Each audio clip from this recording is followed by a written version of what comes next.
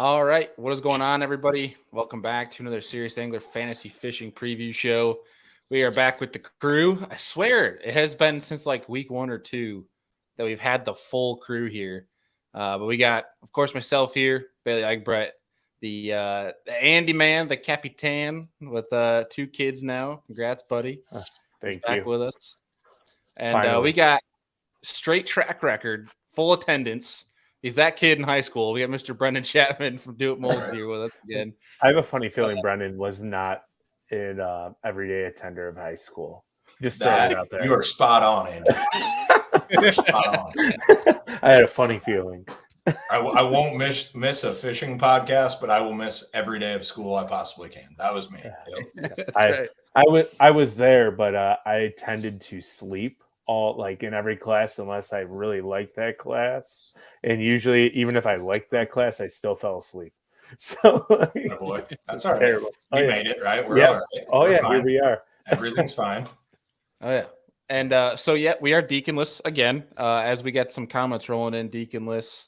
Deaconless, Sarah Deacon, if you guys remember from last week, is not here again tonight. Make sure to let him have it. He's becoming the new Adam Bartuzik. That's what we'll throw at him. He doesn't care about fantasy fishing shows anymore, guys. That's all it is. Unfortunately, Boomer cannot make it as well. He's got a bunch of stuff going on, and unfortunately, our industry tournament Bassmaster event insider, Mr. Wes Logan, cannot make it tonight either. Which we're not going to argue with him. It's his practice. We're not trying to get in the way. He's been courteous enough to join us thus far this season to kind of give us some insights on what's going on at the lake, but. By the sounds of it, doesn't sound too good. So I don't know if that's an outlook on what the whole week's going to look like. But yeah, so we got the crews all here tonight. We got the 3 of us. We're going to roll in. We at least got the other 2 guys' picks. We can go through the points from Murray, which, guys, holy crap, did Murray show out. That was wild. Yeah, it was fun to watch what I was able to watch. And yeah, I want to go to Lake Murray now. That's all I have to say. I think Murray's boat ramps are packed to the brim right now. I would assume. Like the topwater bites where the fish were schooling and like exploding out of the water as they're hooked up. I was like, okay, I need to go there and like walk a spook. Like I have to go.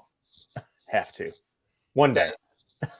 The one thing I found really cool was not many events you see guys pull out like these jointed swim baits, and especially in regards to like the cadence they were using them. Like guys that were like either they would change from burning them to like they would just do pulls and then pause and then pulls, and it was interesting to watch. But like watching them get throttled on it, you saw some guys' rods just basically yanked out of their hands when they were doing that. It was super cool to see the different variety of techniques that came out during this one. Brendan, did you get any opportunity to watch Murray at all? I'll be totally honest with you. I was fishing all weekend in the southern half of my state, which is Iowa, so I barely got to tune into any of it. I checked the weights every night, but yeah, I didn't get to watch a lot. I saw a lot of topwater tied on, like you said, some swim bait action. Wasn't a good one to miss by the sounds of it, but unfortunately I did miss most of it. Yeah, I think it took 17 pounds a day to make the cut, like to cash a check. Yeah, that's awesome. That means it showed out for sure. I mean, that's pretty, like they compared it to St. Lawrence basically in regards to like the how stacked it was weight wise to try and to get into the day 3 cut nonetheless. But it was pretty cool. Congrats to Drew Brenton on the win. I don't think anybody really, I know he had a little mix of pattern in regards to not all spawners, but predominantly catching spawners. I don't think anyone really thought the spawn was still going on that late, which I don't think any of us really thought it was going on that late. I know the inside info I got was that there's going to be barely any, but it looked like a bunch of guys were still catching spawners. And apparently there's still a little bit going on here at Santee Cooper, which would be intriguing to see where these fish are at, what they're going to be doing. It sounds like a late wave. Where did Drew Cook finish up in this? He was top 10. I think he was 10th, wasn't he? Was he? Okay. Yeah, he was in top 10. That makes sense, because if anybody was going to get on that sight fishing bite, it was going to be one of the Drews, and being that they travel and work together, no surprise that they were right there. I'm sure they'll be on the same deal this week too. Yeah. But I got to give a shout out to our boy, Mr. Hunter Shryock, who we were really pulling for a win. I think a lot of folks were, not that anyone was upset or anything to watch Drew Benton win. Everyone was pumped for Drew Benton, but the amount of drama that happened to Hunter throughout this event, like playing Doc Django with his rod and catching an almost 7-pounder in doing so. Like Brennan, I don't know if you saw the clip Bass posted, but he skips under a dock with a wacky rig. And like this much of water that bass ate, by the way. Like yeah. And sets the hook. The fish gets wrapped around 2 different pillars on the dock, like this double like stacked poled wooden dock. It takes his rod, goes under the one pillar of the dock, and then like is bending like half like under this dock, basically. His body is off the boat. And then pulls it through and still somehow lands it. That's super cool. But it's been a tough. It was cool to see the emotions come out for Hunter this one. So I think a lot of folks were trying to manifest a win for Hunter, and it came pretty dang close. His time's coming, but the way that I thought it was really cool was Drew Benton catching like a 6-pounder, like literally with minutes to go on his way back into the ramp on the final day. Like, yeah, when they took off that morning, what position was he in? I mean, he was 10th. 10th. I was going to say, I know he was towards the bottom. Epic comeback. That's really cool. Because imagine if he caught 20 pounds on day 3 as opposed to 14 or 13 or whatever he had, or because I think he had like 23, 26, 14, 26. I think it was how like he was 23, 23. Yeah. I thought he had a big bag on day 2 too. He had a big bag on the last day. He had 26. Yeah. He wasn't saving that big one, was it? Was the big one sight fishing? Like he wasn't saving it, or it was sight fishing? Yeah. Okay. I can't imagine he saved it. I think he just found it because I'm imagining coming in day 4 and 10th, you're probably not saving a 6. No. you would have caught her day 3. Well, we got 10 minutes to go. I'm going to go finally catch that 6 here, boys. It'd be a pretty baller move, but I don't think he was safe in that. That would take some nugs for sure. Right. He's like, I'm going to win this tomorrow. You just wait. At 2:36, I'm going to catch a 6. And say, pound it. Yeah. Because we might be a minute late to the ramp. But, I mean, he could have been a minute late, actually, I feel like, with his weights, because he won by, what, pound and a half? But regardless, that was an insane event. Let's go through the points here. I have it pulled up on Bass here. I haven't updated standings, but I'll get my worst ever fantasy fishing tournament performance out of the way here for you guys. In that I had Greg Hackney in 16th, Matt Erie 25th. Great start. But then here's where it turns bad. KJ Queen 94th. Justin Atkins, 76. Brian New, 87. Oh, I missed that. So you're back on the Atkins train again. Dude, he won the Forest Wood Cup here on a herring deal. Like, why would you not pick him? Because it's Justin Atkins. No offense to Justin Atkins, but every time you pick him, it goes sour for you. I picked him twice last year when he top 30'd. But you picked him, 5 other times where he did not place in the top 30? I don't know. Got to play the odds, bud. It's so personal. The awkward pause is what set me off there. The pause. I don't understand why it was so personal. Like he was saving that up while the whole time he was gone last week just to come at me today. No, I honestly I didn't stick around last week when I tuned in for all the picks, so I had no idea that you picked Justin Atkins. If I was in the queue leaving comments, I probably would have said, again, Bailey, you know the track record here, bud. Like, what are you doing? This feels personal. Like this feels like I'm getting attacked right now. Yeah. Not attacking to me, okay? I'll remain loyal to Justin Atkins, right? For Santee Cooper, Bailey chooses Justin Atkins in Group D. Nope, didn't choose Justin Atkins. But I was really shocked at, especially like a KJ Queen, who home lake is Lake Norman, where there's herring and like they act relatively the same. And just I don't know what happened with him. He had 12 pounds each day. So I guess, I don't know. rough Same thing start. happened to Brian New, right? Like home lake, and Yeah, he couldn't get on anything. It looked like watching him first day. Like he was riding around. He's everything he went to. He finally stopped on one spot, and then Gussie comes right out of the pocket, and he goes, "Ah, crap!" He goes, "I just accidentally cut off Gussie," and then he got down and left. So it was kind of like it looked like a struggle bus for him. But regardless, struggle bus for me too. 819 points, easily last place this week. Brennan, what'd you have? Not much better, but not last place, which is refreshing for once. I had Lee Livesey, 13th place, Patrick Walters, 4th, and then it kind of goes downhill from here. Corey Johnston, 41st, Jason Christie, 64th, and then I, too, was on the Brian New train, which everybody was, so cheers to you, Brian New. You took us all down. That's how it goes sometimes. But that's good. By you, Andy. All right, so I had Cobb, who finished 6th, Stetson Blaylock, 38th, John Cruz, who started the tournament decently and then fell to 69th. I had Polnick at 36th, and then the new train in 87th. Just crushed us. What'd you get with points? I had 916. I had 977, by the way. Nice. Not good at all, but no, better than you two this week. So that's all. Way better than 819. Let me tell you, bud. That's pretty bad.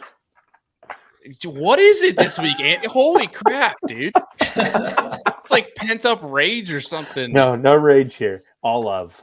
God, it's tough love.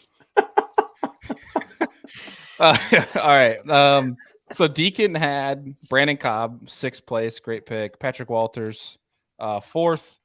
Mark Frazier, 55th. Brandon Polnick, 36th. And then Brian New as well, 87th with 1,030 points. And Boomer had Brandon Cobb, 6th place. Stetson Blaylock, 38th. Finally, picking Bryant Smith every single time. He's gotten 12th place. Brandon Lester, 19th. And then Brian New, 87th. With 1,067 points. Making the official tally at Jake Boomer, leading us in first place with 4,141 points. Deacon in second place. This is a super tight race.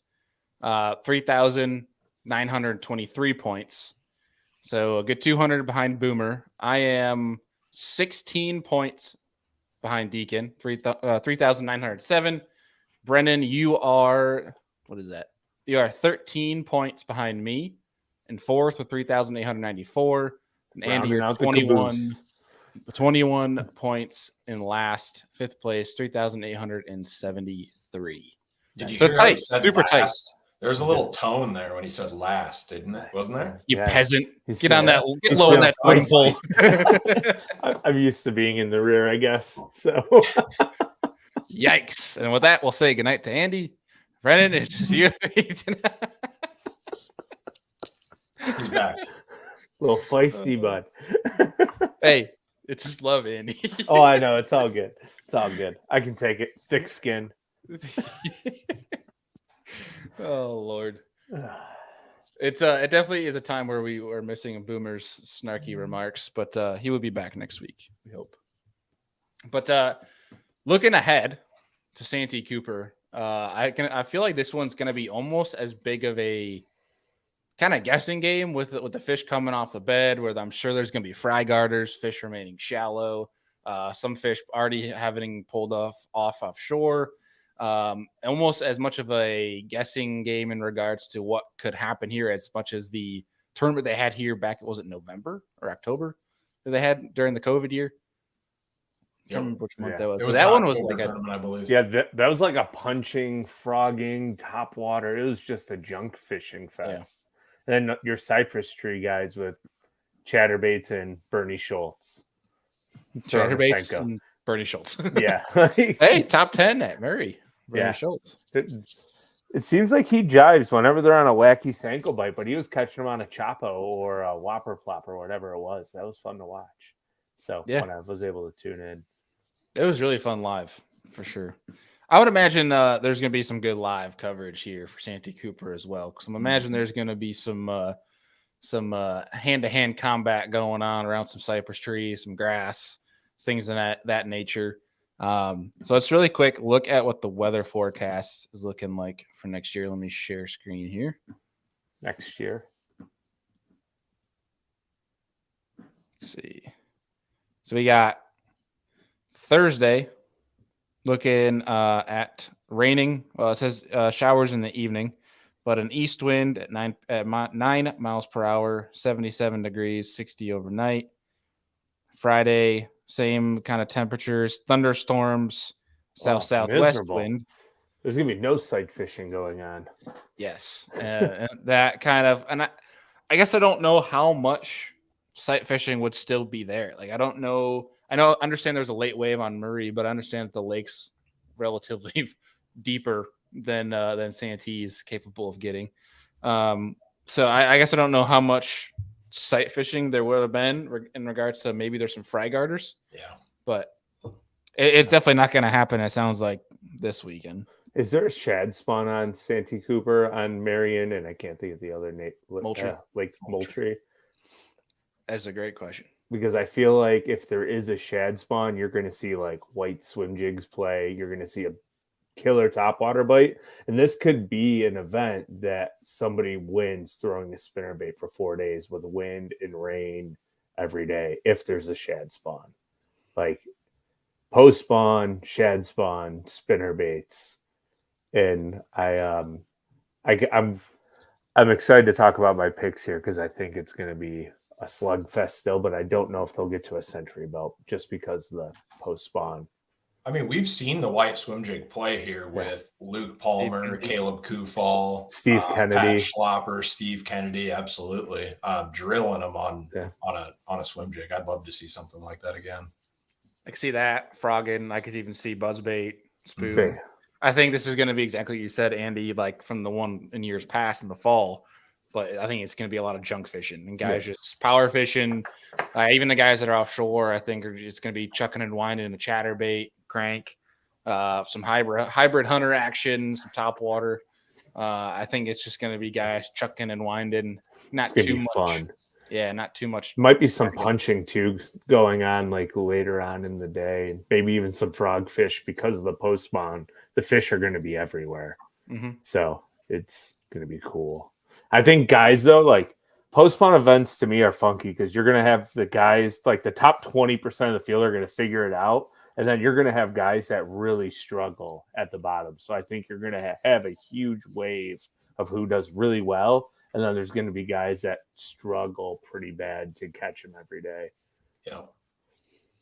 Yeah. Do you think it's going to be more an event where it's going to take someone consistently getting over 20, 22 a day? Or do you think someone's going to blast like 28, 29, have 18 or 19 one of the days, and then have a consistent, 20, 22 the next couple of days? With it being post spawn, I think that's where you're looking. Like whoever wins is going to have a giant bag one day, and they just have to be consistent the other three.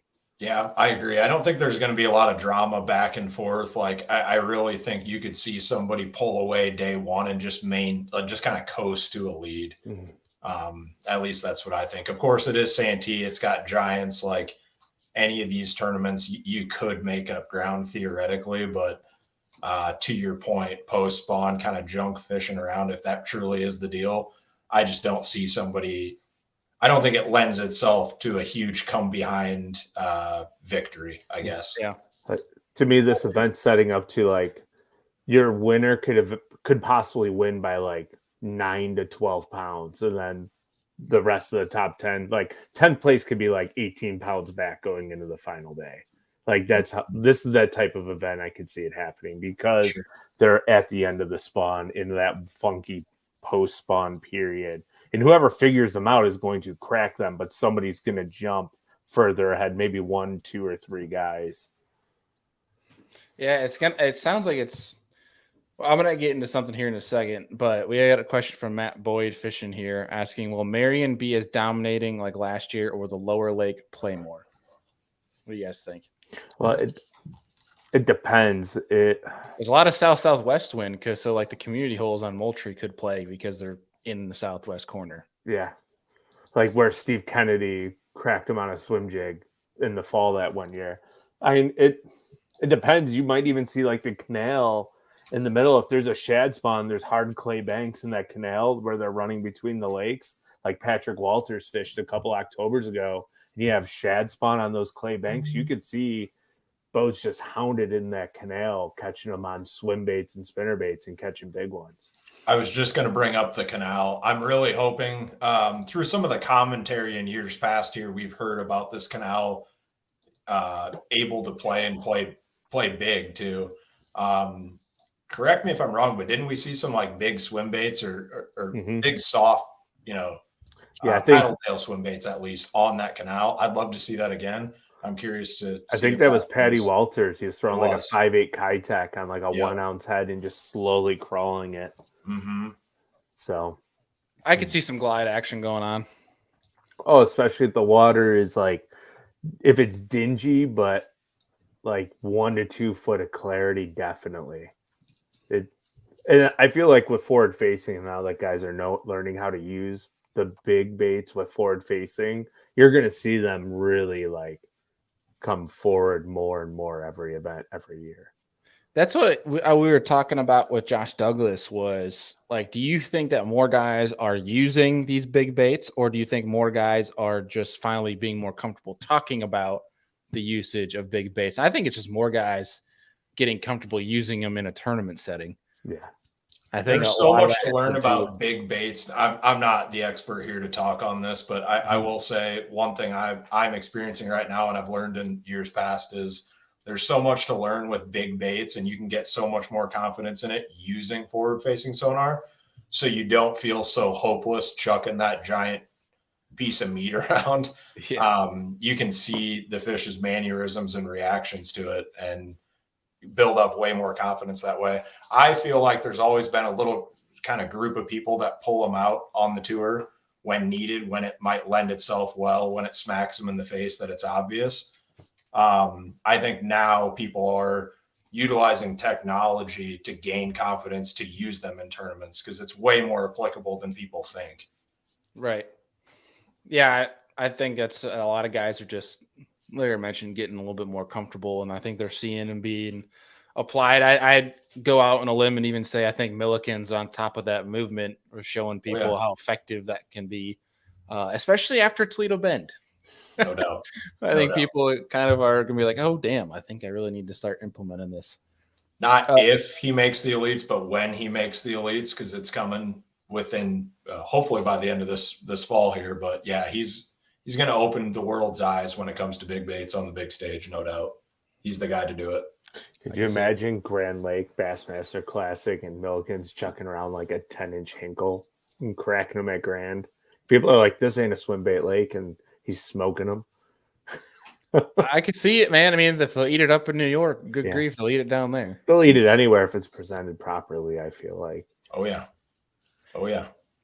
So one thing is somebody commented here, Jeb Fishing, saying water in Santee is stained to muddy.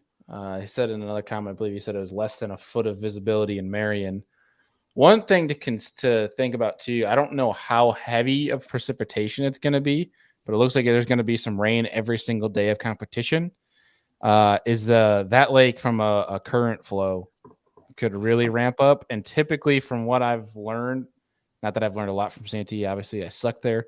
But from what I've been told essentially is that typically the water outflow from Marion down to Moultrie is not the cleanest of water, but also that canal will be ripping current. So for folks that are saying that the canal will play, I could see the mouth maybe playing, but I wonder if the canal will have so much current ripping through there that it's almost hard to fish it in general. Or it jacks them up and they eat really good. It pushes them all right to the clay bank where the shad are and make them really easy to catch. But you have to think back, I don't know, when was it? 2010, Brennan? I don't know if you remember this, but the Jordan River, when it was like over its banks and Edwin Evers was catching them, they were catching them like they're running up to the dam. The one guy like crashed his boat as it was falling out, but the water was up like 10 foot and they were just jamming on fish like 3 inches from the bank because everything just flooded the shoreline. Right, like, right to the hard bank. current hard banks, and if there's any current bank, they're all going to be in one spot or like multiple spots that look the same. And whoever figures that out in the current, it'll make those fish bite, but it'll be tricky as well. So big spinner baits. Brad, I do not think that John Cox is going to pick up the Fritz side this event. No. I'd be surprised if he puts down the general.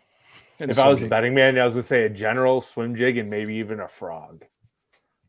That's about all I'd see on his deck. I would be surprised if there's anything else. Maybe a shape 108 on a Texas rig, and that's probably the extent of what you're going to get. Okay, so we kind of have a little bit of predictions here. We got some stuff coming in through, but let's start getting into our picks here for Santee Cooper. But I guess really before we start the picks is how do you guys think this is going to get won? Do you think it's going to be more offshore, more shallow, or do you think someone's going to have a mix? Andy, what do you think? I think it's going to be a mix, and if there is a shad spawn on that lake, like early morning is going to be key to get them, and then they better have some brush piles like you saw Paul and they catch a giant out of there. That one fall derby in a brush pile, actually a couple giants, and they're going to have punch up a couple fish, maybe frog up. I think it's going to be a shad spawn in the morning if somebody figures it out because of the post spawn, and then they're going to have to junk fish the rest of the day to try to get a couple more keepers in the boat. I don't think it's going to be easy, but I think they're going to catch big ones, like because it's Santee. I got you, Brandon. What do you think? I'm really up in the air. I hope that it's a offshore post spawn. Somebody that finds some fish that flooded out and are grouped up in a little spot, or can pattern it and kind of run across the lake and replicate it. But it wouldn't shock me one bit if there's still a pile of fish up shallow. I think my fantasy picks will kind of show you I'm on the edge. I got some guys that are for sure going to be shallow, guys that are going to be offshore. I hope it's an offshore bite, though. I'm ready for one. Ready to see it. We got Clint Bartlett in the chat here saying he talked to some of his South Carolina boys that blasted a couple 9s this week, dirt shallow. Sounds like some frogfish. That'll be interesting. I'm going to have to go on the hybrid side of things. I think they're going to go, Brennan, your route of what you're talking about. They're going to have some schools offshore, but I think then they're going to go up shallow once they have 17 to 21, pending how they think the derb's going to go, and then try to go blast one or two, big old Sallies up shallow. Yeah. And the other thing with grass. Yeah. With the weather too that they're going to get, I wonder what that does to those shallow fish. I mean, if there's thunderstorms consistently, those shallow fish are not going to enjoy that. We'll see. Yeah, who knows? I mean, there's definitely, we've had post frontal stuff before, and then guys are still jacking their face up shallow. I guess I don't know how it affects the dirtier water fish that are shallow. You know what I'm trying to say? Like, I don't know if that helps any, or I was like, our northern fish in clear water, they obviously get very affected by it. I mean, my fish here in dirt, shallow, mud water don't like the lightning, don't like the thunder. I'm not sure. I don't live in South Carolina, but I'm going to find out. I mean, if they do get affected down there, I mean, even the offshore fish will get affected because offshore in Santee Cooper is like 6 foot of water. Not deep, right? Exactly. Exactly. Yep. I think your deepest you'll find somebody, I think it was like Felix a couple years ago when he was catching them offshore, and it was like, I think 10, 11 foot of water. Yeah, he was down in Moultrie, wasn't he? Yeah. I think in that clear water in the south. Yeah, I think he found him schooled up in a ditch or something like that. I couldn't recall, but okay. Yeah, I think we're kind of on the same page. It's going to be pretty all over the place. Someone's not going to be able to do one thing for 4 days straight, especially with the conditions looking the way they're going to be. So let's pull up the buckets here, and let's see what you guys got for picks. Let's see. We'll make the boys who aren't here go last, so we can get ours in first. I like it. Okay, let's start E to A. So right. Go, Andy. You got the new kid on, or the new. I was about to say on the way. She's here. But what you kick us off this week, dude? All right, my Group E is a wild card, go big or go home pick. I'm taking Kobe Krieger. He seems to do really well in the state of South Carolina. And if there's a shad spawn, he's gonna figure out how to catch them on topwater. If they bite topwater, he'll probably do all right. It seems like the guy just catches them on topwater baits. I feel like this is an event for him if there's a shad spawn going on shallow that he can get right in a hurry in the morning if he can get on it. And I got to make up some ground, even though we're only halfway through the season. So I swung a little bit and took Kobe Krieger. I mean, you're only 20 points or so. Doesn't matter. I think you're I'm in last. 50 points from second place, dude. Doesn't matter. Got to make up some ground. Oh, Lord. You know, and to be honest, I mean, my other pick in that group was Keith Poche. I just don't know if he has any history there, if he practiced. I mean, he's always a threat for this type of event, but I'm sticking to my guns. In South Carolina, I feel like it's a Kobe Krieger event, and I think last time they were here, he finished in the top 40. So it's I think it's a decent pick in Group E. Nice. Brennan, what about you? I too was teetering on the edge of the Keith Poche train. I could see him doing incredibly well here. But I'm really skeptical of this event, as we just talked about, what the balance is, if it's offshore, shallow, a little bit of both. Knowing that Keith Poche is a shallow water guru, I'm a little nervous to go all in on Keith Poche. I went John Sokup on this. I feel like you see where he's at in points. It's kind of uncharacteristic like for his skill level. All these guys, realistically, these guys are all legends, hammers, but John Sokup is just as comfortable up in 2 inches of water as he is way offshore. He's a live scope guru. He's only 3% owned, and I need to make up a ton of ground. I don't think he's got a ton of experience here, but I'm willing to take a shot here at John Sokup. I dig it. I like that Sokup pick. On the flip side, there is a long season left, fellas. So I'm trying to play it more safe here. I respect the go out on a limb. You're going Poche, aren't you? You're not last or second to last, though, baby. But you're only last or second to last by like 20 points. Like that's one difference of one different pick. It's fine. I respect it. I respect Swing away. Keep making risks. I like it. I'm going Keith Poche just manifesting on what Santee's looked like when I was there and just seeing what it looked like, seeing what I could do with a kayak there, and knowing that a 20 to 21 foot bass boat couldn't do what I just did, but that Keith Poche could do. I'm going to go rock with Keith Poche on this. I think, dude, he's like, there's no shot in hell in AOY points he's going to make the classic. I don't think he cares, and I think that's scary. And so I think he's just going to go out and have some fun. And I'm going to be looking forward to the off the grid that comes from this one, especially. And I hope that it doesn't come bite me in the butt that there's a press release from Bass on like Thursday that Poche is not fishing, but I'm going to take the risk and go with Poche on this one.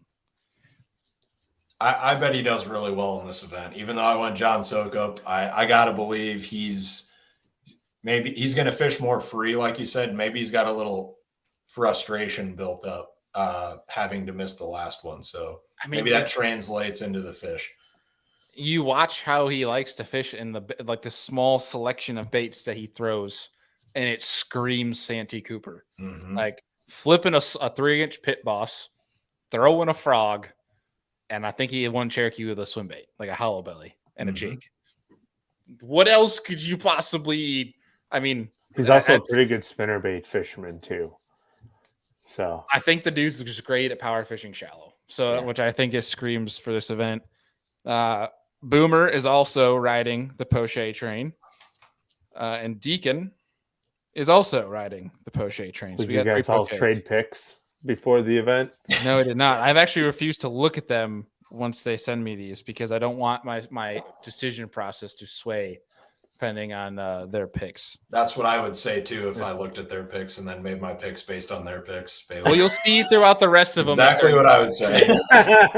Hey, Brendan, we've been here this whole time. Do not rag on me, okay? That's fine. That's fine. Sarah Deacon is not here. She's who we should be ragging on. That's right. That's a fact. He's drinking Bud Lights on his way home. That was too soon. All right. All right, Group D. Andy, take us off. Group D, I picked David Mullins back here in the fall event. I believe he had a top 10 throwing a chatterbait around cypress trees, and that's post spawn. Santee Cooper's cypress trees always play. And I feel like in cypress trees, the fish always go to the same ones every year. So I'm sure he has a lot of that stuff still marked where he caught them. So I'd look for that to play, and even like maybe even a square bill. He's a hell of a square bill fisherman and a crankbait fisherman.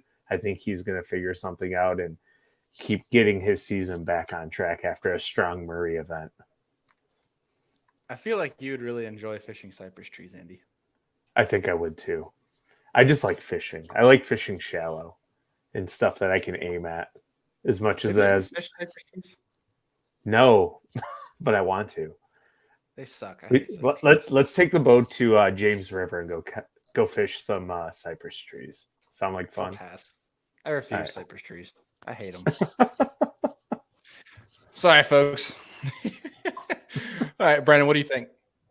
This one was kind of a tough one. There's some good picks in this one. I too was leaning towards Mullins, but then I saw Buddy Gross. I don't know that we've seen what he can do post spawn, relatively shallow too. I don't know. I feel like if there's a post spawn bite, he could sniff it out offshore. And I realize offshore might be 8 foot of water or whatever the case may be, but I don't know. I think he's really dangerous post spawn. I look for him to go offshore and find some of those post spawners, maybe whiz the swim bait by their head, whatever the case may be. But I like Buddy Gross here. I do like that pick a lot. I would bet my bottom dollar that he'll be throwing a trap if he finds those fish offshore. Or a chatterbait. Yeah, one or the above. Carolina rig, swim worm, football jig. Lot of Carolina rig for sure. Yeah. We got some comments of people saying Christie's in D. Last time they were there after the classic, he I know caught like one fish a day. I'm turned off at the idea of Christie for this one. Was that the classic hangover though? Most likely.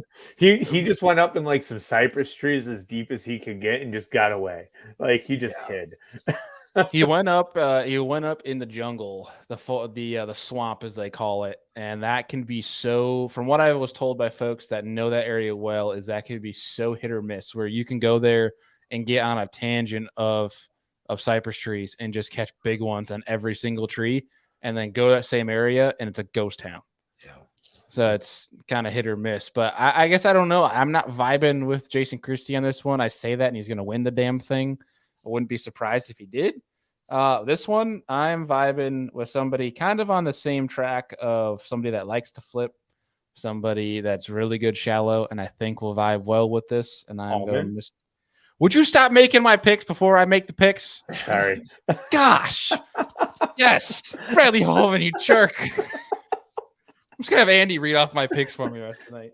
We're just on the same like brain wave here. You know, I'm just like, he's going Holman. It's your show. Oh man, no, it's funny. Jerk. No, I like the Holman pick. I thought about picking Holman as well in Group D, and I'm like, I don't know. I feel like Mullins is going to have a really good event, so that's my gut. Well, and there's my explanation, Andy. Just let you guys have it. Yeah, I like the Holman pick. I could see him getting up greasy shallow, throwing a frog. Well, he'll for sure be up shallow. At least I got to believe. But frogging, if there's a frog bite going on, flipping a BFE, I don't know. Was he on the Elites when they went there in like the 2000s, like earlier when Preston Clark caught like 120 pounds? Let's see. I will look it up right now. He was in there in 2006. Got 14th. Yeah.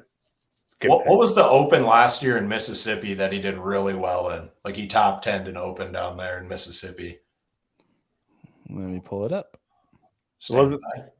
He 14th at 14th. Ross Barnett. Ross Barnett. There you go. It's basically kind of the same deal, isn't it? Very similar, I got to believe. Yeah. Cypress trees, dirt shallow. Dollar pads. Much bigger fish, though, here at Santee, I think, on average. We're getting yelled at here that nobody's picking Caleb Koopfall. I like Caleb Koopfall here a lot. I think I like him better if it was pre-spawn though. Yeah. Agreed. Yes. Agreed. Although at Gunnersville, when he won, he like the event that he won at Gunnersville, that was in the fall, wasn't it? Punching. Yes, punching. Yep. Yeah. So there could be a punching bite. I just don't know if the grass is all the way up yet or not. Yeah, I'm not quite there. There was a decent amount of grass when I was there, but a lot of it was more just dollar pads. There wasn't a lot of your. There was some nice red top milfoil, but it wasn't topped out yet. But granted, it's been almost a full month now, and obviously it's been warm. So I would imagine there's some stuff. I don't know matted, topped out just yet. I guess I don't know how fast that goes down there, but I wouldn't be surprised if we see it happen this week to an extent. If someone's got a little area that's got some. Boomer's pick, he went with Mr. Jason Christie. And Deacon, let's see what he has. Deacon went with Bradley Hallman as well. I like Bradley Holman a lot here, honestly. I mean, there's a few different picks I like in this one. Beyond just Kufal. Yeah, I think this is one. Some people are saying in the chat Caleb Summerall could do well here. Part of me even kind of thinks even an Ed Lockridge might come out of his shell in this one. He always shows up in these random power fishing events. Yep. And he'll be like a top 20 and you won't hear about his name at all, but he's just kind of there every year, it seems like. Mm-hmm. All right. Group C. Andy. Group C is surprise. The last two times they were there, he won and had a top 10. I'm going with Polinick. Oh boy. Yeah. Brennan. He was tempting, but I'm going J-Pow, Jacob Porosnik. It's a good pick too. I feel like that if there's an event that sets up like just teed up straight for J-Pow, I gotta believe it's this one. He's gonna be frogging his life away. I feel. I hope so. I can see. Yeah, I could definitely see Porosnik in this one. This one on the guy that's going to get offshore, the guy that's going to be able to catch him shallow, the guy that's going to know how to manage his time in doing so every day. And I could see it being for 4 days. I'm also going with Brandon Polinick. I think we're going to have a trend here. So I'm going to go out on a limb and say Boomer probably picked Polinick for this one, knowing Boomer in his alpha. Odds are, yep.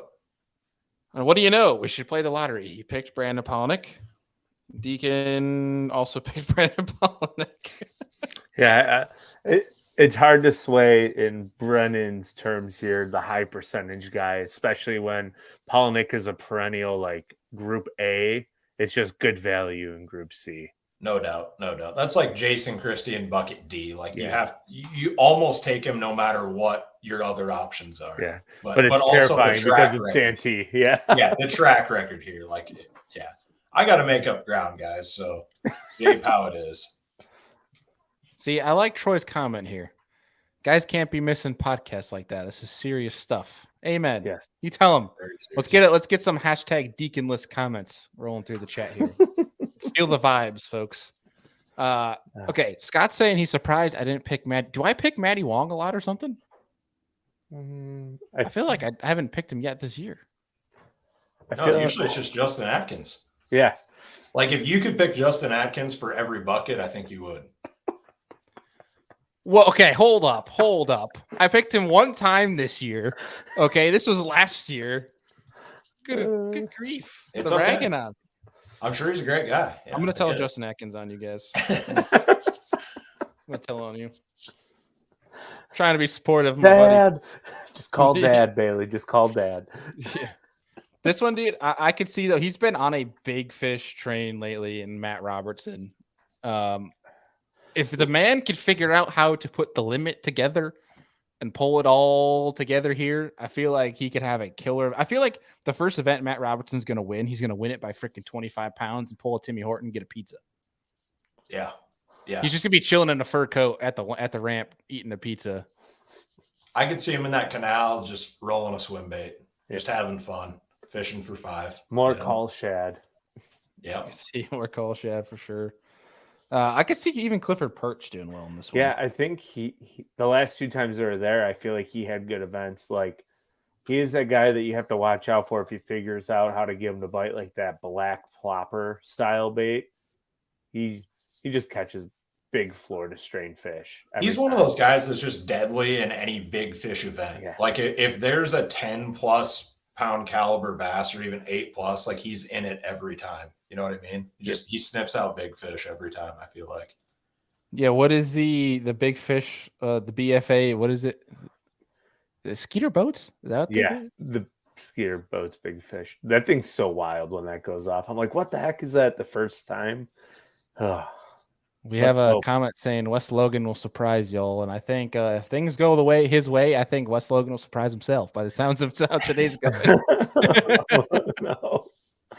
I'm pulling for that guy. I would love to see Wes win another one. For sure. Okay. Andy, Group B. Group B. Let me switch on over here. I'm taking Steve Kennedy in Group B. Be careful, dude. I know. But careful. The last two times, you can fact check this. He had top 20s in the last two events. He is another one who just jives with really big fish. Yep. And I can just see like the Steve, like as I'm clicking on him in Group B, I just see the Alabama shake and a white swim jig and some like dingy water, just catching big ones out of random bushes. And I'm like, this is a Steve Kennedy event. Post spawn, when it seems like if everybody hammers them, Steve Kennedy struggles. But if it's tough, Steve Kennedy catches them because he just rides the own beat to his own horn, right? Like, so Steve Kennedy is my Group B pick. I love Steve Kennedy I think he's the greatest person ever on Bass Live, but also like even in the tournaments, Terrifying. Andy, like you mentioned that when he's the only guy that doesn't smash him when everyone smashes him, his speeches are the best, dude, because he goes on a tangent. He goes, I don't know, I must be an idiot or something. Like, I don't know where I'm at. Like, I love the guy, dude. I could listen to him forever, but I love Steve Kennedy here, man. I was really wanted to pick Steve for this one. I would love to see Steve win again. Yeah. He's kind of like the gut check manifest want to win for this one that I'd love to see take the blue trophy. But Brennan, what about you, man? I love the Steve Kennedy pick too. My team, however, cannot afford the risk of Steve Kennedy. I love the dude. I love his quirkiness. You're absolutely right. When there's big fish present, the dude's always around him every time. However, you said, we talked about junk fishing, and to me, there is not a better junk fisherman in this bucket than Gerald Swindle. And I got to go with my boy G-Man for that reason. Yeah, G-Man, that's such a tough pick for me not to take. I love taking Gerald. Like, he's just always there. Yeah, you yell at me for acting. Whenever in doubt, Swindle almost never burns me, bud. Like, it's like consistent top 30 whenever I pick. Yeah, I was going to say a bad finish for him is like 30th. A great one might be 5th, but still, like, I'll take it, Yeah. And he needs to took win him on a St. Lawrence River last year. I didn't take Swindle on the St. Lawrence. I'd be dumb to do that. If I was petty, I'd fact check that. But you can go back and fact check. No, I said if I was, but I'm not. So I trust you. Are you guys feuding? We are. He went after me earlier in the show. Love it. It'll make for an enjoyable couple episodes coming up here. For Andy and I just start yelling at each other. The Steve Kennedy pick is like depending on Deacon. Oh God. Oh no. Sorry, Sarah. Oh no. Yeah.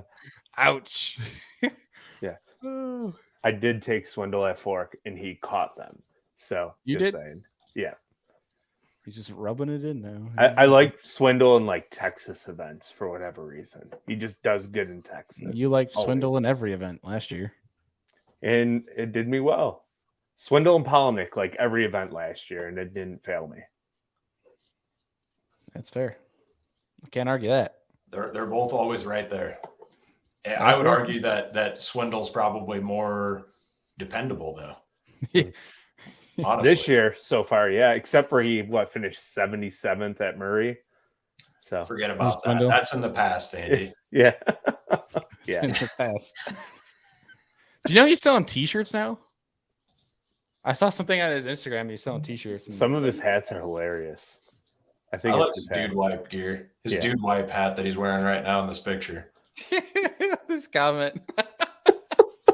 Andy's riding Bailey like a derby horse. And Giddy he's up. chirping. That's for damn sure. If he didn't just have a kid, I'd be being mean back. But I You got can be nothing. mean. It's fine. I got thick No, I skin. got nothing good to come up with. So that was just my excuse. Uh, All right. For Group B, actually, Brennan, did you go? Yeah, you went. Yeah, G-Man. For this one, he's fishing too hot. It's almost it's like a BP pick last year, essentially, with just the confidence rolling. And he brought it over into this year. I'm going with Brandon Lester. I like it. I feel like the dude, because I mean, Mercer says it, the always lethal. It's really coming to fruition. It doesn't really matter where we're at. It seems like he's always in the top 20. But I like that pick. I got a lot of confidence in Brandon Lester, and I say that, and we'll see how this event goes. We'll see if I'm a curse to some of these guys. Boomer went with David Gaston for this event. MPFL folk, right? I believe so. And Deacon went with Stetson Blaylock. Ooh, that's a good pick. I like that one. He's another one that's just always in the cut. Yep. I guess I just don't know. Like, there's like those guys that scream at you for some events, but then there's guys that you're like, I just don't see it happening here. Like, I don't know why, but I don't see. This is probably gonna come back to bite me, but I guess I don't. Stetson doesn't scream at me for this one. I can't believe nobody's taken Felix, though. I'm pretty sure he's had 2 good events there in a row. I had him picked, and I picked G-Man over him just for the stability. Yeah. But honestly, if you look back at big fish tournaments too, Felix is usually right there. Yeah. He's been quiet this year. He got quiet last year. I think somebody picked him to win like AOI. And he just like started off hot and just it's like, where'd Felix go? Other than Oahu when he popped off a dub, but yeah. This one too, I could see Kenta Kimura. I could see he always does well. I mean, did he win at the James River? No. Did he win? He might have won an open at the James. That dude's lethal in opens. Didn't Kenta win an open on Sam Rayburn and squeezed out Josh Douglas? Hold on. Might have won one at like Louisville, Texas too, and open. Let's look it up. He's a killer on the opens trail. I know that. Did I feel like it was James River 2022 James River Bassmaster Open. Right, Cypress Tree. Sign him up. You'll catch him. Let's see if he had another win. We got Deacon down in the queue driving. He's here? Yeah. Sarah's here, guys. Let's see if we got him. Deacon, can you hear us? Yeah, I got you. You got some solid road rumble. He's alive. Dude, I have never driven through such a dead zone. And I live in the western United States, so there's like a lot of dead zones. Dude, the drive from California into Nevada, and then once you get to the corner of Nevada, go into Boise, Idaho, there's a canyon. It's like Hawaii Canyon. And that thing has no service for like, an hour. Because I tried to get in about an hour ago. Did you make sure you topped off the truck with gas before you entered the canyon of the Midwestern prairie land? Midwestern. I call this a Western, brother. But well, you're getting into the Midwestern, right? Kind of. Idaho is not the Midwest. Yeah, no. Yeah, but there's no gas stations anywhere out there. You're right. It's the West. Yeah. But I did. Gas was topped off, so we're fine. Luckily the Sport's got a 36-gallon tank. But that was wild, dude. Like I kept turning my phone on and off, thinking for sure that like I had some issue going on with my SIM card, and it was like, no, there's just literally it's to the top of a peak, no service. Bottom of the valley, like it was ridiculous. Yeah. Well, dude, and for folks tuning in, congrats on a top 5 at the Delta for Toyota Series. So much standing ovation. Can we do one? Yay! Congrats, Sarah. Why are you guys calling me Sarah? What did I miss here? Somebody called you Sarah. Here. You'd understand. Should have been here. You were fishing. I was. The comments- Long practice day. The comment section was ragging on you this week, and they were ragging on you this week as well until you showed up here. We got Troy saying, "Oh snap, it's alive." So you've been labeled an "it's" now, and Nice. Matt Boy says you're alive, and Nonstop Panic Outdoors says, "Hi, Sarah." You can blame Boomer. Boomer started it all. Oh man. But it's okay. You I haven't got your heard brownie from- points back. He's out too. I was gonna say he's gone. I haven't heard from him since the Western Bass Shootout. I don't know what happened to him. He's probably embarrassed He about called his me and then he performance. stopped. That's what it must be because he stopped. He like just stopped talking. He's like, okay. bye. Yeah, I haven't talked to him in a while either. So Yeah. Well, Deke, we are actually about to get onto Group A here. Oh wow. We just announced we gave you the last pick for selecting in the buckets. We just announced that you were picking Stetson Blaylock. But really fast before we get into A, what have you had any time to even give thought to what Santee Cooper might look like?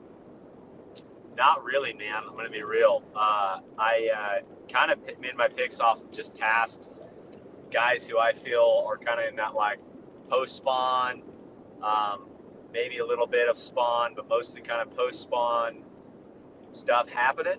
And guys that I feel like are kind of junk fishermen or guys that can just seem to excel in that, like when top water starting to happen and just those fish are starting to kind of do their post spawn, working their way out kind of a thing.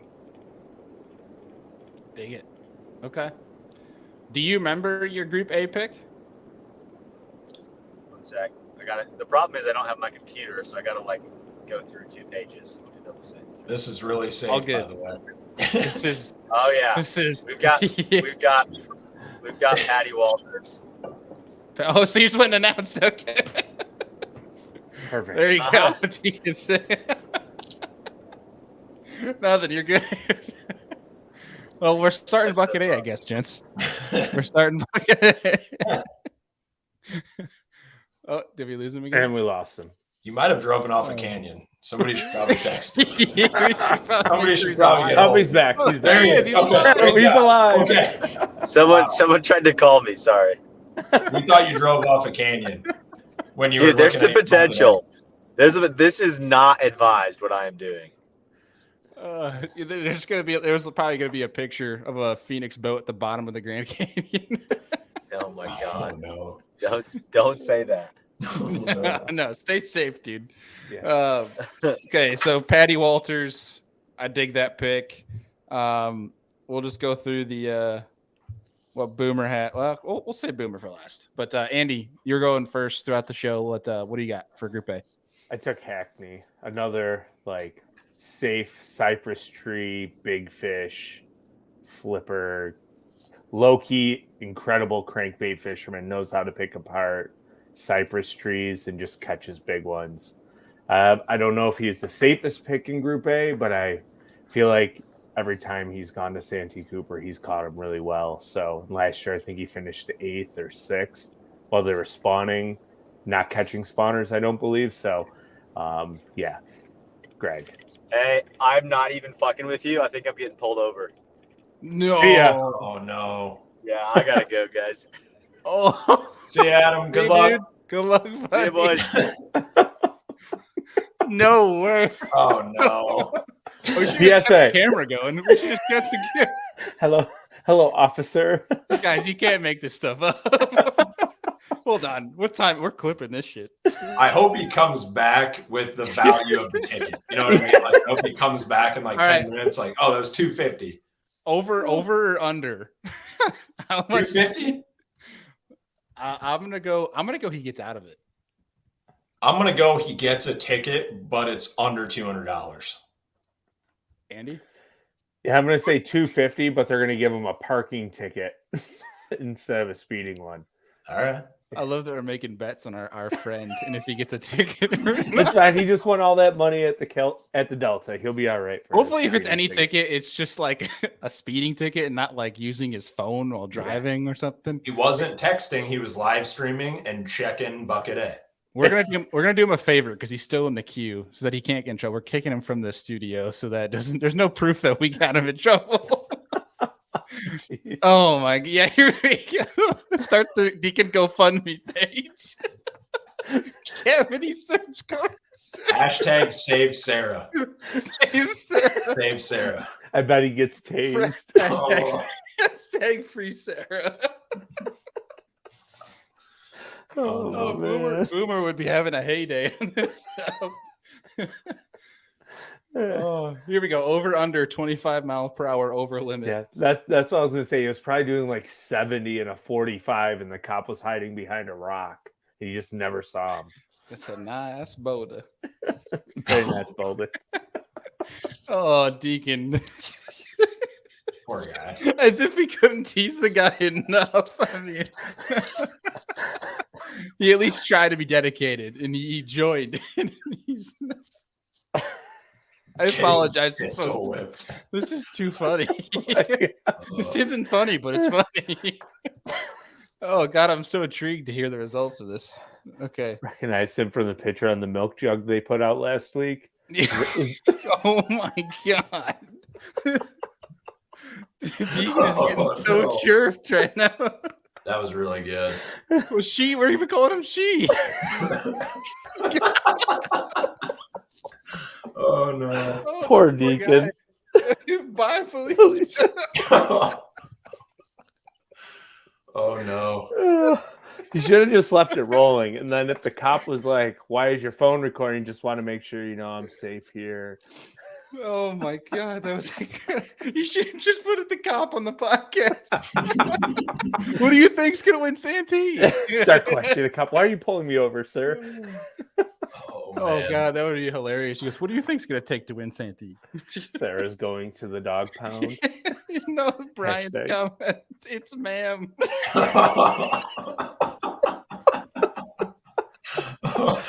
Should we call Deke Bart? Oh God. No. Zeke made a commitment. He's good. Oh man, he took A one for the commitment to team. getting pulled over. Oh man. Justice for Sheekin. Oh no. Oh God, this is incredible. Oh my God, this is. If it was just this the rest of the time, I wouldn't even be pissed. Oh man. This is the greatest show ever. Oh, We got Bailey I got crying. a text Boogie. I got Just text wanted her Boomer. autograph. I got to text Boomer and see if there's some miraculous way he can hop on. Just to like join this. screenshot all the comments and send them to Boomer and be like, "Sarah's getting roasted right now." You're missing. It's a live episode of Cops. Oh, you know what you should do, right? Like the thumbnail for this, like if you change it up, you should have Deacon on the front bow of his boat, have the cop lights behind, and be like, "Serious angler gets pulled over." That would be funny. We're definitely clipping this stuff. This is incredible. This is awesome. Just wanted her autograph. Put her on a Bud Light can ASAP. Put it on a shirt. We can put it on a shirt now. That'll be a Serious Dangler shirt. Oh yeah. Oh my God, that is incredible. Sarah Okay, gets pulled over. I think we're good. But I wish I had a hat for everybody in the freaking comments. Those are incredible. Holy crap. Those are good. Those Nice are work. Amazing. Yeah. Kudos, guys. Round of applause. I'm sorry to Deacon. That sucks, but Yeah. that was incredible. Good for our expense at the time. Yeah, I hope at least for us laughing at him that he didn't get a ticket or something. That really sucks. He's probably actively getting tased right now. He's bent over the hood. Yeah. Oh, Spread them, Sarah. Good Lord. show up on live PD. Yeah. Oh, God. Like, hey, there's our Bad podcast. boys. Cops. Yeah. Cops. Oh gosh, that is amazing. Okay, well, if that's not a lesson to people that are filming or recording in the car, if that's okay, all right. Well, should we get back on track here? Yes. So something else. Locked up Akon voice. Ooh, that's good. That's a That's really good. good one. That's really good. Oh, that's incredible. Ugh. Okay, to try and get back on track here, I'm sure we'll divert here soon. Sarah isn't here to defend herself. God damn it. You keep getting distracted. Oh, Stop reading them, Bailey. Stop reading them. we just had a spike in people tuning in. Somebody must be like showing people. It's like, on IPD, dude. Yeah, it's on Everyone- IPD. The whole world just found serious angling. Free the Thanks, Deacon. Deacon. Thanks, dude. He's getting tased. I'm like, Yep. thanks, bro. Shouting out serious angler as he's getting Yeah. tased. Cameras in his face. Like, Yep. tune into business from the bass boat. Oh, man. Lord. All right. Okay. Digress here. Back on track. Yeah.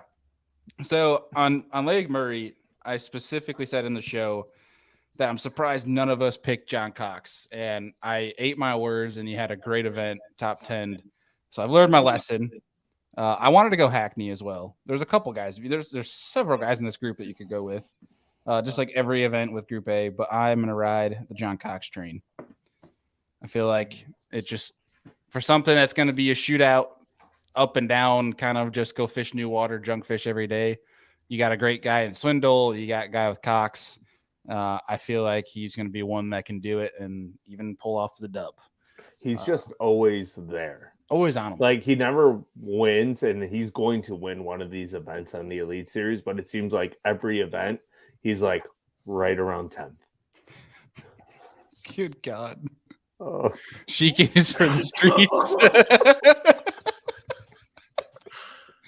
Sorry. Bailey, you don't have the soundboard, but it'd be funny if he sent you the soundboard and the guy was like, one of the comments in here is like, we should play the Cops theme next time Deacon joins Bad the boys, podcast. bad boys. Yeah, just put it on as you let him enter the queue. It'd be so That would funny. be incredible. That's what he gets for talking out of turn. He made his pick first. Yep. Good thing he did. Could you That's- imagine if he was yeah. like making his pick and like, boys, I can't make my pick. I'm getting pulled over right Yeah. now. Sorry, officer. Hold on. I need to make my pick. So yeah, Deacon had Patrick Walters, and Boomer selected Drew Cook. Hmm. I feel like there's several guys in this.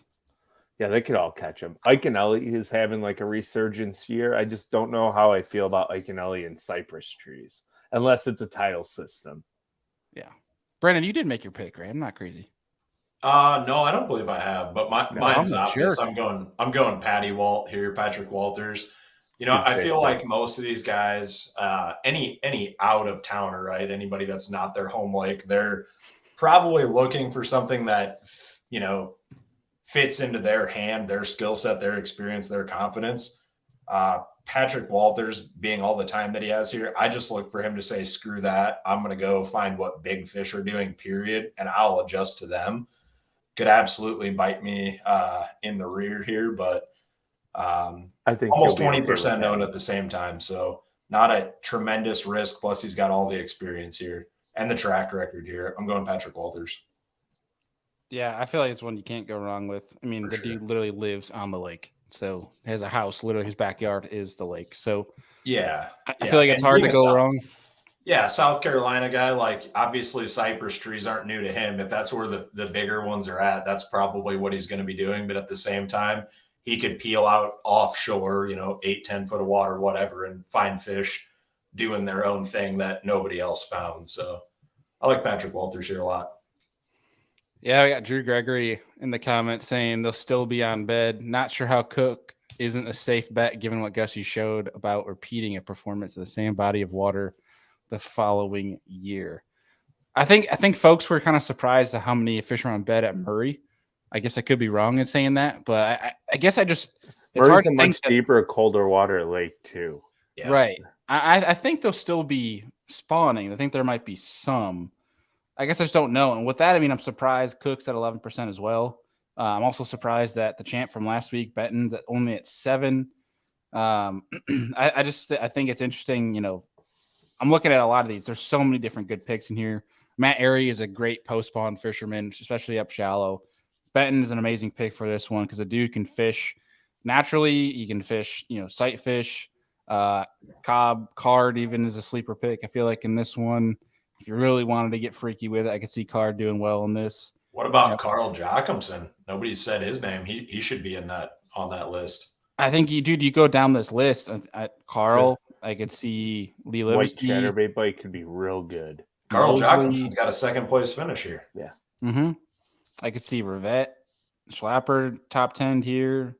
I mean, I don't think you can really go wrong with too many of these picks in Group A.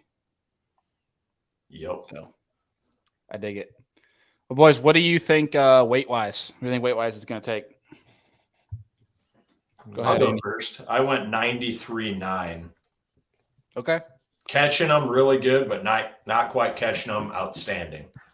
Yeah, I'm pretty close. I have 91.13. 91.13. Boomer had 90 pounds 4 ounces, and Deacon had 93.8, which I had. What did I have down here? I had 96.12, so I went the high end. It could happen. Like somebody could crack 25, 26, maybe even 28, 29 pounds on a shad spawn first thing, a big giant post spawners. Because I mean, even in the post spawn, I feel like those big ones still group up by size. Like it just happens. You find one big one, there's usually more around it. It's Santee, man. Yeah. There's Everywhere. the amount of population of 6 to 8 pounders that live there is incredible. Not that I would know, but it's incredible the amount of that are there. Saying no century belts. I totally agree with Hella Bass in the chat. If you Maybe guys 3 or 4 weeks ago. Yeah, I could definitely see it 3 or 4 weeks ago.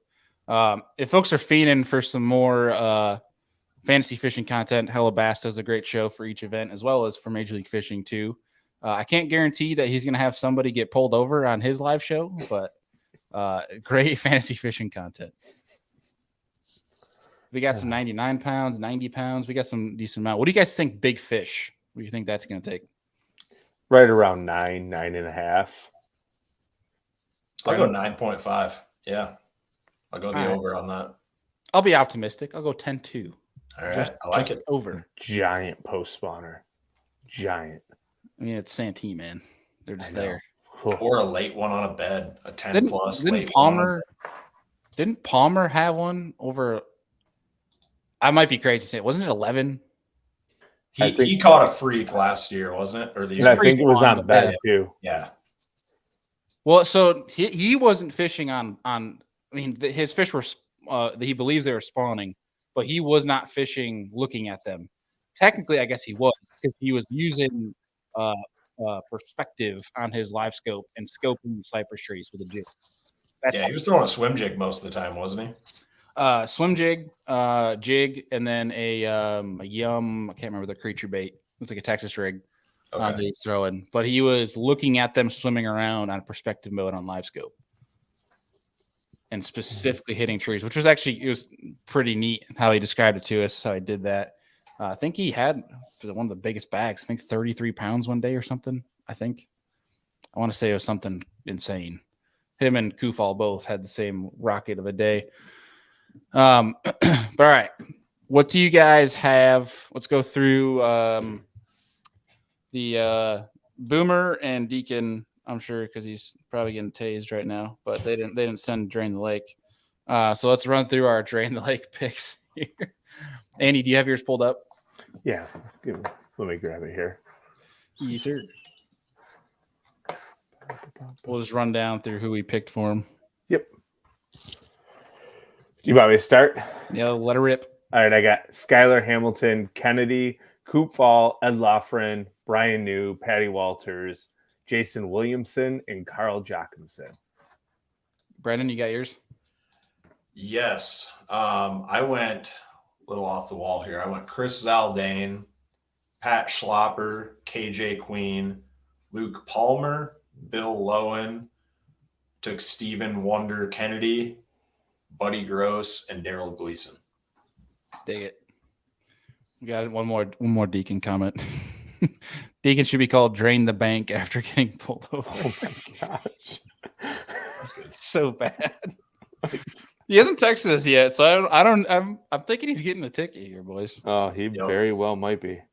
Okay. My Drain the Lake, I got Hank Cherry, John Cruz, Greg Hackney, Bradley Hallman, Derek Hudnall, Steve Kennedy, Lee Livesey, and Clark Wendlandt. Drain the Lake. Let's see. Actually, I forgot to give folks an update. I don't think I've given you guys an update on how our Drain the Lake standings are going for our group. Let me pull it up here quick.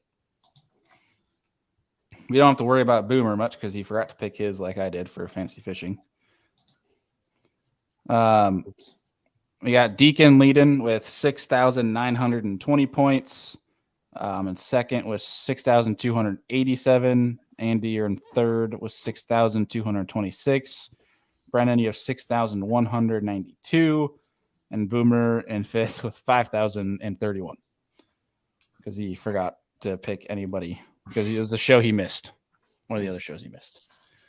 Drain the Lake's been interesting so far. I feel like I don't stress as much about those picks. Like I kind of just like, bing, bing, bing, bing, bing. I just kind of make the 8 and just there's not really much emphasis as much as fantasy fishing picks. I don't know about you guys. Yeah, sort of the same. Yeah, I kind of just ripped through. I'm like, all right, who do I try to think of like what lakes are coming later and which one would I want not like what angler would I not want to pick for this event? Like, and I'll spill the beans because I know Lay Lake is coming up. I had Canterbury in mind. I was like, no, I can't put Canterbury here. Would be a good pick for Santee Cooper. I'm like, but I got to save him for Lay. Like, at the same time, though, you really do have to double down and make sure that you're picking the winner, regardless if that person, you see doing well down the line later on in the tour. Yeah. You got to double down and get the winner for sure. Now, I haven't been able to do that once this year for whatever reason, but yeah. Yeah. Well, any other last takeaways, predictions, things you'll see happen for Santee Cooper that you guys are thinking? I really want to see that canal play with a swim bait. That's what I want to happen. Yeah, I could see you're talking like a big paddle tail, right? Or are you thinking like glide bait too? Anything in that canal, big bait. I'd love to see it happen on live. Andy? Fun. If there's a shad spawn, I think it's going to be like a big spinnerbait and a topwater combination. And I think that'd be a really fun bite to watch. And just something about a shad spawn with like Florida strain bass and a spinnerbait, just they love it. So yeah, I think it's going to be some fun coverage. Yeah. So beyond Drew Benton, who else do you guys think? Well, I'm sure Drew Benton and Drew Cook are going to be on live. Being that Drew Cook won last year, Benton won last week. I think Cobb's leading AOI, so he'll be on live. Who else do you guys think is going to be on live coverage? Probably Paul Cox and probably Paul Nick because he's won there in top 10. Maybe Carl or Carl. It's gonna be a fun week for sure. So wrapping that up, did you guys happen to watch Heavy Hitters today at all? Mm-hmm. Now, well, Dakota Eber is leading the big bass. It was a 9-pounder. They for whatever reason this event they did their old style format where it's amount of fish and weight, not just their best 5. Because it's not an actual sanctioned MLF event, right? It's like a championship style. Yeah. So it's interesting. But the one person I saw that I couldn't make out Alan Jones Jr.'s weight, but Brian Thrift had over 26 pounds for 5 on his with a 7-11, I think. Fun. Yeah, I think it's Bussy Break. Yeah, Bussy Break. Caney Creek. Caney Creek, is it? Yeah. It was some interesting live coverage today, but that was going on. But beyond that, folks, you guys got anything coming up that you want the folks to know? Anything for you, Brennan, on your side? Nothing really. No, I'm don't have a whole lot going on. Going to Sturgeon Bay here in 2 weeks. Jacked up about that. Gonna go mess up some big smallies hopefully, and that's about it. Oh yeah. Well, folks, before we sign off here, we put it out a little bit on socials. We've been trying to get consistent with it. If you guys want to get subscribed to the Serious Angler Podcast Network newsletter, you can now do that. It's over at the link to our website down below. It's just seriousanglingnetwork.com. You can get signed up. We're trying to do it every Sunday night. Some weeks might be Monday mornings. Depends on our crazy weekend schedules. If we decide to fish all day and I fall asleep early, then the newsletter will be Monday morning.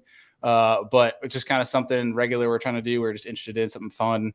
It's going to give you a whole look into the week ahead and across like all of our podcast shows across the network, what's coming up, who to expect out for guests, as well as some small tidbits in regards to like industry news, something to keep you updated on what's going on, as well as if we're having any, folks that are like do a moles, if they're having sales and such, we'll keep you guys up to date on those. So get subscribed, let us know about it. And you can get signed up at SeriousAnglerNetwork.com. Again, the link's down below. But folks, appreciate you guys, and we'll see you tomorrow night for Tuesday Night Live with Alex Rudd. Peace.